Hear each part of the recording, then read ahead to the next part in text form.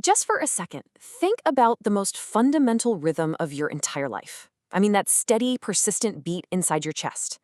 For basically all of human history, all we've been able to do is listen to it from the outside. But what if we could finally understand its language in real time, with a depth we've never, ever had before? Well, today we're going to dive into an AI revolution that's doing exactly that. It's changing how we diagnose the very engine of our lives. So let's just start with a number. A number that should honestly stop all of us in our tracks. 17.9 million. It's a figure that's so massive, it's kind of hard to even wrap your head around. And it represents a global crisis that's happening right now as we speak. Because that number, that's how many lives are lost every single year to cardiovascular diseases. It makes it the world's #1 cause of death. And look, this isn't just some statistic on a page. It's a global challenge that is screaming for a radical new solution. For decades, our main weapon in this fight has been the electrocardiogram. You know it as the ECG. It's really our primary window into the heart's electrical life. It translates that beat, that rhythm, into a visual language that doctors can actually read. And this right here, this is a breakdown of that electrical language. You can think of it kind of like a sentence. The P wave tells the story of the upper chambers. The big spike, the QRS complex, that's the main pumping action of the lower chambers. And the T wave shows their recovery or them recharging. Each little wave is a vital clue. But now, imagine trying to read millions of these incredibly complex sentences perfectly every single day. That's the bottleneck doctors are up against, and it's exactly where AI has to enter the story. So the first real attempt to solve this problem was a pretty groundbreaking AI. The goal was simple, right? Build a system that could read these ECGs way faster and more efficiently than any human ever could. Just tackle the problem with pure, raw computational power. And here it is. Meet our first hero, DNN-Zoo. This model was an absolute powerhouse. It set a whole new benchmark for accuracy, and it proved without a doubt that AI could handle this incredible complexity. But, like a lot of first heroes, it had a critical, almost hidden flaw. And this quote just illustrates that flaw perfectly. You see, DNN_Zoo was like a rookie detective showing up to a crime scene. It could see everything at once, but it had no idea which clue was the smoking gun. It treated every little piece of that ECG waveform with the exact same importance, which, as you can probably guess, is not how an expert cardiologist thinks at all. So this flaw, it revealed the need for a fundamentally smarter AI. We didn't just need a system that could see the data, we needed one that could think with clinical logic. We needed an AI that learned from its predecessor's mistakes and, well, evolved. And honestly, the difference between these two approaches is just night and day.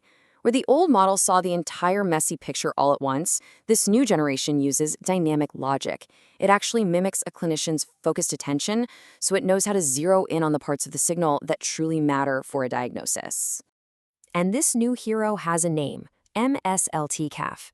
Yeah, it's a bit of a mouthful, I know, but its superpower is right there in the name, co-attention. It has this special module inside that is constantly asking two questions. Which part of this signal is the most important right now, and which view of the heart is giving me the best clue? It thinks like an expert. And hey, the results, they really do speak for themselves. When you test them on the exact same data set, you see a really clear improvement. Now, this AUC score, it's basically just a measure of diagnostic accuracy. A perfect score would be 1.0.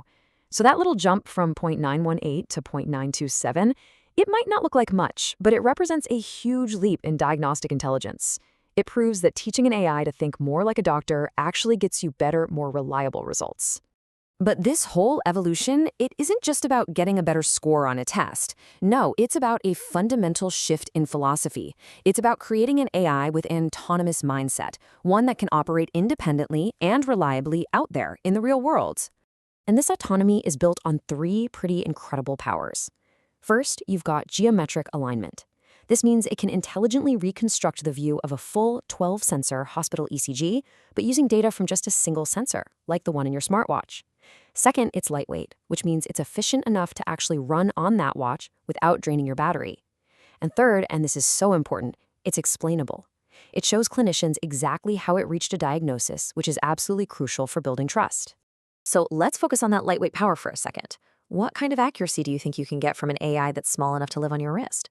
Well, the answer is an incredible 98.9%. Just think about that. That's near perfect diagnostic accuracy, and it's not running on some supercomputer in a lab. It's running right there at the edge, on the devices we use every single day. This is how you take a brilliant AI and make it accessible to millions of people, catching problems the very moment they start.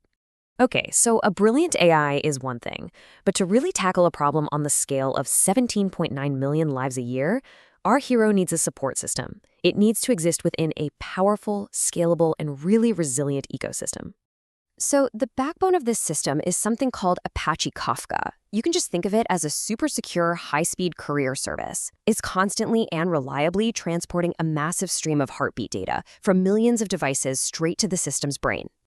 And the engine of the whole operation is Apache Spark. This is the powerhouse. It takes that massive data stream from Kafka and processes it at unbelievable speeds. It's what allows the MSLT AF logic to do its analysis, not just on one ECG at a time, but on millions all at once. So here's how all the pieces fit together. You've got MSLT CAF as the autonomous diagnostic mind. You have Kafka providing the secure data transport. Spark is the engine that lets it operate at a massive scale. And then you have technologies like GradCam for validation. They create these visual heat maps that show you exactly which part of the ECG the AI focused on, which makes its thinking totally transparent.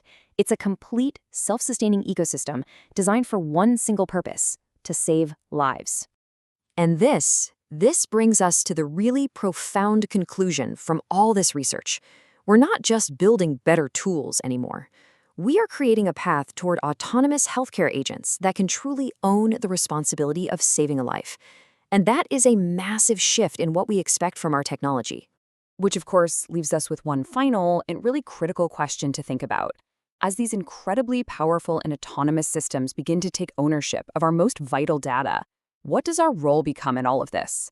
Are we patients? Are we partners? Or are we maybe just passengers along for the ride? The new beat has definitely begun, and we're all a part of its rhythm.